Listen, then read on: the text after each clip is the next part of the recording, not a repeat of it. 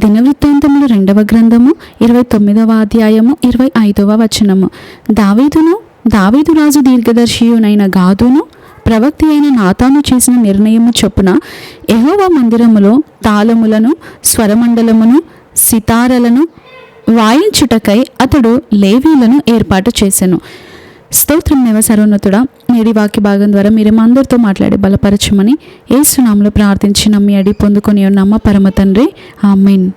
కీర్తనల గ్రంథం అంతా మనం చదివినప్పుడు అక్కడ మనం ఎలా స్తుతించాలి, దావీదు ఎలా స్తుతించాడు, తను వెళ్తున్న ఎలాంటి పోరాటాల్లో స్తుతిస్తే ఎలాంటి విజయాలను పొందుకున్నాడు, ఎలాంటి ప్రతిఫలాన్ని పొందుకున్నాడు అనేది మనకు చక్కగా తెలియజేస్తుంది కీర్తనల గ్రంథం.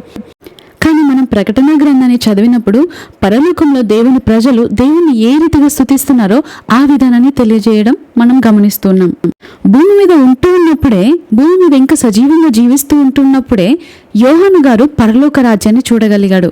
ఎలా అంత దర్శనాలను పొందుకోగలిగాడు, అంత గొప్ప మహా ఆధిక్యతను ఎలా తను సంపాదించగలిగాడు అంటే కేవలము తన ఒంటరి సమయాల్లో ఆయన స్తుతిస్తూ ఉన్నాడు, ఆయనతో సహవాసం చేస్తున్నాడు, ఆయనతో సమయం గడుపుతున్నాడు.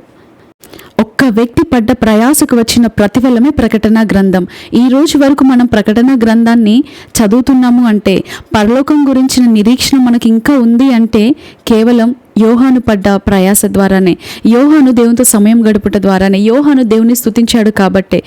యోహాను ప్రకటన గ్రంథంలో దేవుని వివరించిన తీరు చూస్తే చాలా ఆశ్చర్యంగా ఉంటుంది. దేవుడు ఎలాంటి వాడో వివరిస్తున్నాడు. మనం భూమి మీద ఉంటూ ఉన్నప్పుడు దేవుని స్తుతిస్తే పరలోకంలో కూడా దేవుణ్ణి సునాయాసంగా స్తుతించగలుగుతాం. భూమి మీద ఉంటున్నప్పుడే దేవుని స్తుతించడానికి సమయం కేటాయించకపోతే, దేవుని స్తుతించడానికి బోరింగ్గా ఫీల్ అవుతుంటే, ఏమని స్తుతించాలో తెలియకపోతే పరలోక రాజ్యం వెళ్ళిన తర్వాత దేవుని ఏమని స్తుతించగలుగుతారు? పరలోక రాజ్యం వెళ్ళిన తర్వాత ప్రసంగాలు, వాక్యాలు, ఏడుపులు, కన్నీరు, రోదన, అది కావాలి ఇది కావాలని అడిగే పని ఏముండదు. ఇంకా అక్కడికి వెళ్ళిన తర్వాత దేవుని స్తుతించడం, ఆరాధించడమే ఉంటుంది. మనం భూమి మీద ఉంటున్నప్పుడే దాన్ని నేర్చుకోవాలి. పౌలు గారు భూమి మీద ఉంటూ ఉన్నప్పుడే యోహానుకు లాగానే అనేక గొప్ప దర్శనాలను పొందుకున్నాడు. దేవుని యొక్క మర్మాలు అధికంగా ఆయనకు బయలుపరచబడ్డాయి. దేవుని ఆత్మవరాల గురించి, ఆత్మఫలం గురించి సంఘాలకు అధిక పత్రికలు రాసిన వ్యక్తిగా మనం పౌలు గారిని చూస్తాం. అంత ఆధిక్యత పౌలు గారు ఎలా సంపాదించుకోగలిగాడు? శిష్యుల కంటే కూడా పౌలు రాసిన పత్రికలు ఎక్కువ, శిష్యుల కంటే కూడా పౌలు చేసిన పరిచర్య, సువార్త ఎక్కువ. అసలు అంతలా ఎలా విస్తరించబడింది అని మనం బైబిల్లో చూసినట్లయితే క్రొత్త నిబంధనలో చక్కటి మాట ఉంటుంది. కృతజ్ఞతాస్తుతులు చెల్లించుట వలన ఇది బహుగా విస్తరించినది అని పౌలు భక్తుడు తన మాటల్లో చెబుతూ ఉండడం మనం చూస్తున్నాం. దావీదు ఎల్లవేళలా కూడా నిత్యత్వమందు పరలోకంలో దేవుని యొక్క దూతలు, కెరూబులు, శరాపములు, 4 జీవులు, 24 పెద్దలు అందరూ అసలు పరలోక రాజ్యంలో దేవుని ఎలా స్తుతిస్తారు అని పదే ఎక్కువ ఆలోచిస్తూ ఉండేవాడేమో మేబీ. అందుకే అతనికి స్తుతి మీద ఆసక్తి పుట్టింది. ఆశ ఉంటే మనం తప్పకుండా దాన్ని పొందుకోగలుగుతాం. ఆసక్తి ఉంటే ఏ శక్తి ఆపలేదన్నట్టు మనం ఆశపడిందే దేవుడు కూడా ఏం చేయలేడు. ఆశగల ప్రాణంను తృప్తిపరుస్తాడని దేవుని వాక్యం సెలవిస్తుంది. దావీదు తెలుసుకోవాలనుకున్నాడు, దావీదు ఆ రీతిగా స్తుతించాలనుకున్నాడు కాబట్టే ఎల్లవేళలైనా స్తుతించగలిగాడు. అందుకే మనం దినవృత్తాంతంలో 2వ గ్రంథంలో ఇందాక చదువుకున్నాం, స్తుతించడానికి ఒక బృందాన్ని కూడా దావీదు ఏర్పాటు చేశాడు.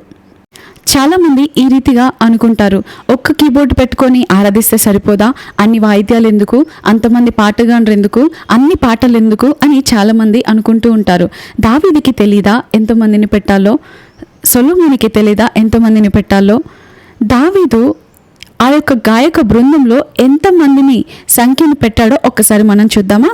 దినవృత్తాంతంలో 1వ గ్రంథం 23వ అధ్యాయం 5వ వచనంలో చూసినట్లయితే, 4,000 మంది స్తుతి చేయు నిమిత్తమై దావీదు చేయించిన వాద్య విశేషములతో యెహోవాను స్తుతించువారుగా నియమింపబడిరి. ఇక్కడ ఎంతమంది ఉన్నారని దావీదు ఇక్కడ వాక్యం సెలవిస్తుంది. 4,000 మంది మధురమైన వాయిద్యములతో పాడుచూ ఉంటుండగా అదొక చిన్న పరలోకంలా కనబడుతుందా లేదా? మన నోటి మాటలు సృష్టిస్తాయి, మన నోటి మాటలు అట్రాక్ట్ చేస్తాయి. మన నోటి మాటల వలన స్పిరిచువల్ రెలంలో ఏ రీతిగా జరుగుతుందో తెలిస్తే మీరు మౌనంగా ఉండలేరు. దేవుని అధికంగా స్తుతించినటువంటి దావీదు దేవుని కొనియాడుతూ తన అనుభవంలో నుండి అనేక పాటలను రాశాడు. అందుకే అంటాడు కదా, కీర్తనల గ్రంథం 119వ అధ్యాయంలో, యాత్రికుడనైన నేను నా బసలో పాటలు పాడుటకు నీ కట్టడలు హేతువులాయను. ఇది ఆయన అనుదిన అనుభవంలో నుండి వచ్చిన మాట. ఆయన గొప్పగా స్తుతించాడు, గొప్పగా పాడగలిగాడు కాబట్టే గాయక బృందానికి ఎలా పాడాలో పాటలు కూడా రాసిచ్చాడు, ఎలా వాయిద్యాలు వాయించాలో కూడా దావీదు నేర్పించేవాడు. అంతగా ఉత్సాహ ధ్వనులతో దావీదు దేవుణ్ణి ఎప్పుడు కీర్తనలతో, స్తుతులతో, కృతజ్ఞతలతో దేవుడు చేసిన అనేక మేలని జ్ఞాపకం చేసుకుంటూ ఆయనను నిత్యము స్తుతిస్తూ ఉండేవాడు. అందుకే అంటాడు కదా, నేను ఎల్లప్పుడూ ఆయనను స్తుతిస్తాను, ఆయనను సన్నుతిస్తాను, నిత్యము ఆయన కీర్తి నా నోట ఉండును, దినమెల్లా నేను ఆయనను స్తుతిస్తాను అని అంటూ తన కీర్తనలు రాయడం మనం చూసాము. ఈరోజు మన దగ్గర దావీదుకు వలె వాయిద్యాలు వాయిస్తూ దేవుని స్తుతించడానికి వాయిద్యాలు లేకపోవచ్చు, అంత తలాంతు లేకపోవచ్చు, కానీ చప్పట్లు కొడుతూ మనకు తెలిసిన స్తుతి మాటలతో, ఉత్సహించు పెదవులతో, ఆనందముతో హృదయ లోతుల్లో నుండి ఎప్పుడైతే మనం ప్రభువును స్తుతిస్తామో అది ఆయనకు ప్రీతికరంగా ఉంటుంది. అట్టి స్తుతి ఆరాధనను దేవుడు స్తుతి సువాసనగా ఆగ్రానించి అనేక దీవెనలను మనపై కురిపిస్తాడు. మనం స్తుతించినప్పుడు దేవుడు మన పక్షాన నిలబడతాడు. మనం స్తుతించినప్పుడు దేవుడు మన పక్షాన పోరాడతారు. మనం స్తుతించినప్పుడు దేవుడు మన తలను పైకెత్తుతాడు. గొర్రెలు కాచుకుంటున్న దావీదు మహాచక్రవర్తి ఎలా అయ్యాడు? ఆయన తలాంతును బట్ట, ఆయన చదువును బట్ట, లేకపోతే ఆయన అనేకమైన ట్రైనింగ్స్ ఏమైనా తీసుకున్నాడా? గొప్పవారితో ఏమైనా సహవాసం చేశాడా? లేదు. కానీ రాజులకు రాజైన ఆ గొప్ప దేవాది దేవునితో సహవాసం చేశాడు.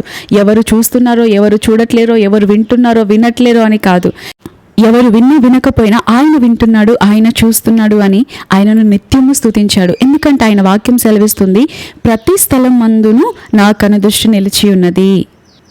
అంత మాత్రమే కాదు, సామెతలో చక్కటి మాటలుంటాయి. జీవమరణములు నాలుక వశం. మన నోటితో ఏదైతే మాట్లాడుతున్నామో ఆ మాటలను బట్టి ఆయన తన ఆంతర్యంలో ఆనందంగా ఉంటాడు అని వాక్యం సెలవిస్తుంది. నేడు మన మాటలను బట్టి దేవుడు ఆనందిస్తున్నాడా, బాధపడుతున్నాడా? అందుకే దావీదు గొర్రెలు కాచుకుంటూ ఉన్నప్పుడు కూడా, నా దేవుడు నా ప్రతి మాట వింటున్నాడు, ఆయనని నేను సంతోషపెట్టాలి, ఆయనను స్తుతించడానికే నేను సృజించబడ్డాను అని నిత్యము ఆయనను స్తుతిస్తూనే ఉన్నాడు. ఒక గొర్రెల కాపరి ఆ దేశానికే రాజుగా అవ్వడం అసలు అది ఎంత అసాధ్యము కదా.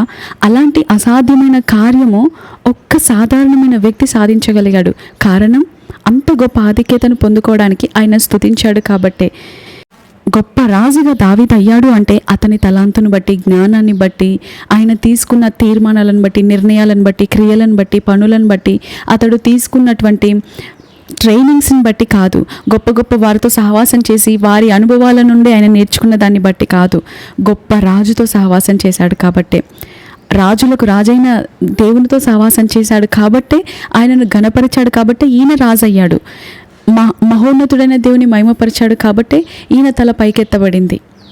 పౌలుశీలను కూడా మనం చూసినట్లయితే వారు బంధకాల్లో ఉండి ఎవరు వింటున్నారో వినట్లేదా, ఎవరేమంటారో, ఎవరైనా వచ్చి విడిపిస్తారా అన్న ఆలోచనే లేకుండా రాజాదిరాజు, అన్ని నామముల కన్నా పైనామం, ఆశ్చర్య కార్యములను చేయగలిగిన నామమైన యేసయ్య నామానికి వారు నిత్యము స్తుతి చెల్లిస్తూ ఉంటుండగా గొప్ప ప్రతిఫలాన్ని పొందుకున్నారు. ఈ రోజున మనమైతే ఏదైనా వచ్చాక స్తుతిస్తాను, ఏదైనా పొందుకున్నాక స్తుతిస్తాను, ఆ కార్యం కనబడ్డాక స్తుతిస్తాను అని మనం అనుకుంటూ ఉంటాం. కానీ ముందుగానే కృతజ్ఞతాస్తుతులు చెల్లిస్తే ఆటోమేటిక్గా మన కార్యం దేవుడే చేస్తాడు.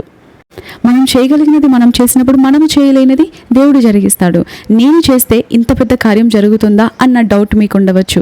అవును, మీరు సాధారణమైన వారే కావచ్చు, మీరు చేస్తున్న స్తుతి మీకు సాధారణంగా అనిపిస్తూ ఉండవచ్చు, కానీ మీరు చేస్తున్నది అసాధారణమైన గొప్ప దేవునికి. ఆయన అసాధారణమైన కార్యాలను జరిగించేవాడు. ఆయనను స్తుతించడానికి 1000 నాలుకలైనా చాలవు, రోజుకి 1000 స్తుతులైనా సరిపోవు. ఎందుకంటే ఆయన వాక్యం సెలవిస్తుంది, సూర్యోదయం మొదలుకొని సూర్యాస్తమయం వరకు ఆయన నామం స్తుతి నొందదగినది. ఎప్పుడైనా ప్రయత్నించారా? ఉదయం నుండి సాయంత్రం వరకు దేవుని స్తుతించాలి అనే తీర్మానం తీసుకున్నారా? మనం ఈరోజు చక్కగా తినాలి అని అనుకుంటాం, కొన్నిసార్లు ఈరోజు చక్కగా రెడీ అవ్వాలి అనుకుంటాం, కొన్నిసార్లు ఈరోజు చక్కగా రెస్ట్ తీసుకోవాలి అనుకుంటాం. మరి ఎప్పుడైనా అనుకున్నారా ఈరోజు దేవుని బాగా స్తుతించాలి, ఎక్కువ స్తుతించాలి, ఈరోజు ఎక్కువ సమయం దేవునితో గడపాలి అని ఎప్పుడైనా తీర్మానం తీసుకున్నారా? ఆ ఆలోచన ఎప్పుడైనా వచ్చిందా? మన దేవుడు స్తుతుల మధ్య సింహాసనాసీనుడై ఉండే దేవుడు. దేవుణ్ణి మన యొద్దకు నడిపించగలిగేది స్తుతి మాత్రమే. మనం సృజించబడిందే ఆయన కొరకు, ఆయన నిమిత్తము, ఆయనతో సహవాసం చేయుట కొరకే, ఆయనను స్తుతించుట కొరకే. కాబట్టి ఆయనను స్తుతిస్తూ సంతోషపెడదాం. అట్టి కృప భాగ్యం దేవుడు మనకు అనుగ్రహించి నడిపించును గాక. ఆమేన్.